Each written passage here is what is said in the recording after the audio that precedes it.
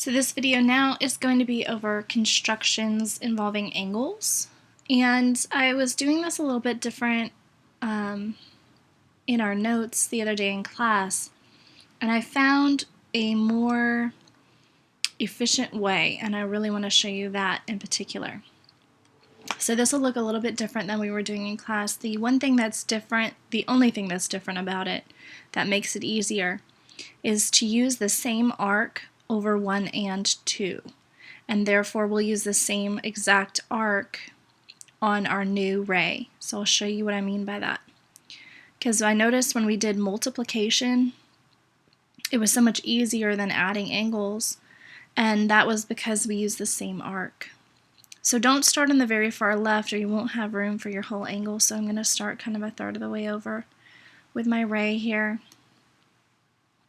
Put a dot on the end of it there. And here I'm going to add angle 1 and angle 2 together. But like I said, I'm going to use the same opening for both of the angles. So I'm just going to pick an arc measurement here, make sure that it's not bigger than your angle is wide.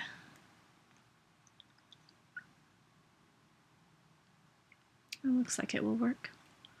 So I'm going to use this arc measurement 3 times, going through angle 1, going through angle 2,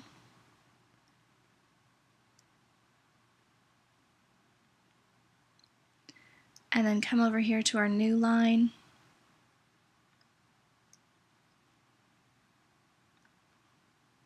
Oops.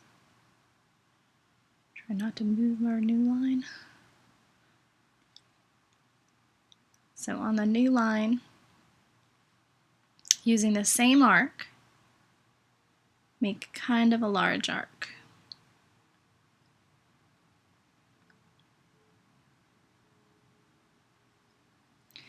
So all 3 used the same arc measurement, so I can use the same arc measurement for putting them together. So now you measure the angles with the compass. So I'm going to bring this over here. I'm going to measure angle 1 first. It's a little more awkward being a digital compass.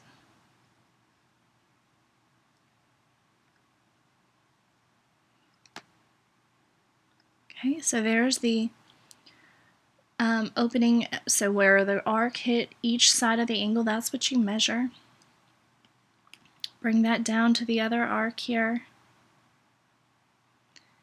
and cut through.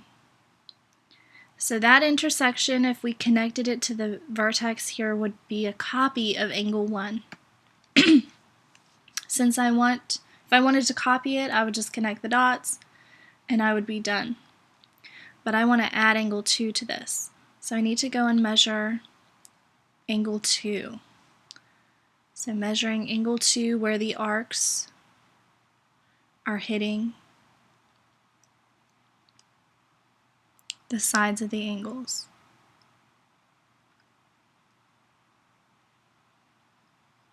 So measuring this opening and then bringing that back over here. Putting the point end of the compass where those first arcs intersected, going along the same arc because this same arc was the same measure as that one. And now that is angle 2. So from here to here, connected with this vertex would be angle 2. So we've got angle 1 over here, and then this opening will be for angle 2, and then you can just connect the vertex with the intersection of those 2 arcs. And now we have added angle 1 and angle 2. Now they wanted us to label this as a new angle called angle cat.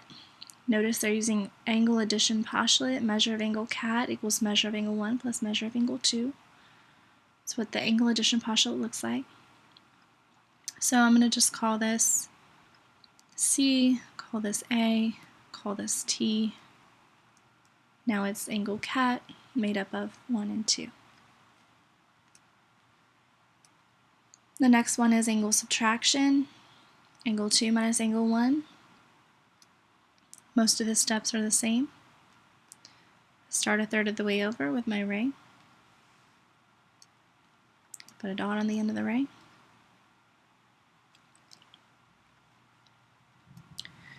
I'm going to use the same opening for all 3 angles again.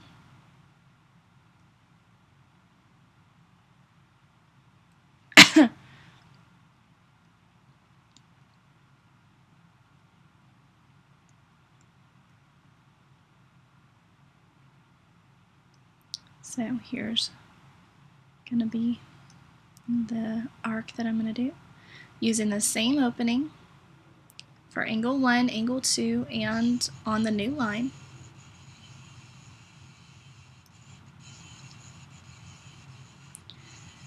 Sorry, that's my ceiling fan. I don't know why it's being like that.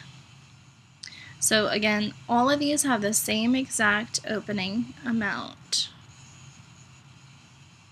So all 3 of those had the same opening. Now I'm going to measure the first one is angle 2, so that's where I'm going to go first. I'm going to measure how open angle 2 is by measuring where the blue arc hit both sides of the angle.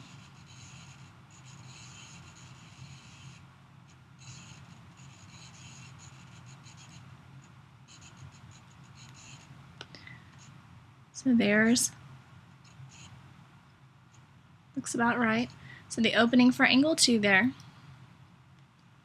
Then you come over here onto where the blue arc hit the line.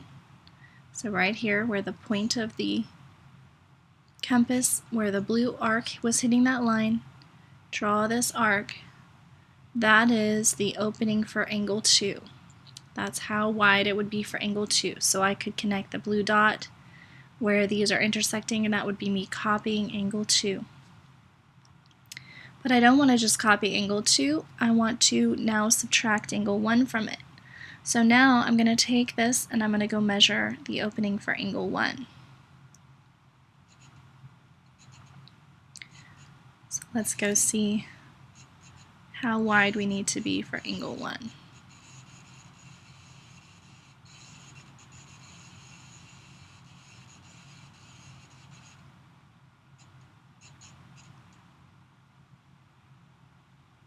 That looks good. So now instead of adding it, if I was going to add it, I would go over here and I would go to the right. Or actually, I guess that's my left. You know, I would keep going around it, but I need to go back towards the bottom, towards the line that we already drew. So I'm going to go sort of backwards here. Backtracking. So now I have subtracted, going back towards the original ray that we had, and then connect the vertex with where that's crossing.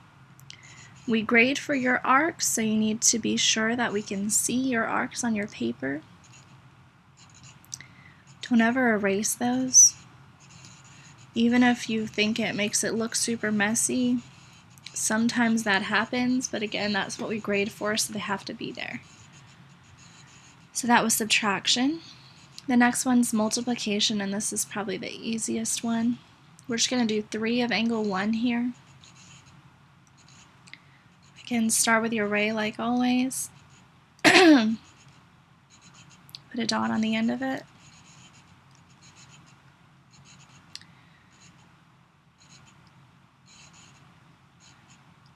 Pick an opening amount. Can't be wider than this side of this angle is long. That's important. Otherwise it won't hit the sides of the angle. So here's the ray that, or the opening I'm going to use. Bring that over here to your line where you want to put the angle. There we go. And draw it nice and big because we need to do 3 of those angles, so we need it large enough to be good for 3 of them.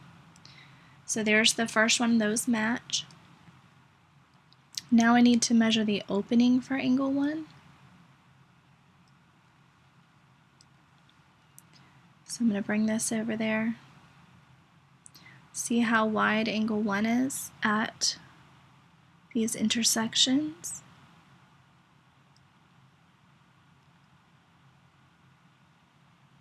There we go. Then bring that onto this pink arc, and we're going to do 3 of them, so there's going to be 3 teal arcs going out the same direction.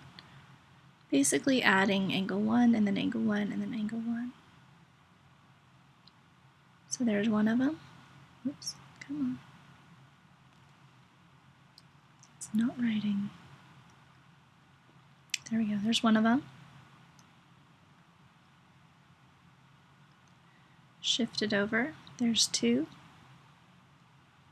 Shift it over, there's 3. And I didn't change the measure of the opening. So each of these is 1 angle 1. So we have 1, 2, 3 angle 1s. We'll put back here where that last one is intersecting. And they wanted us to name it angle pig.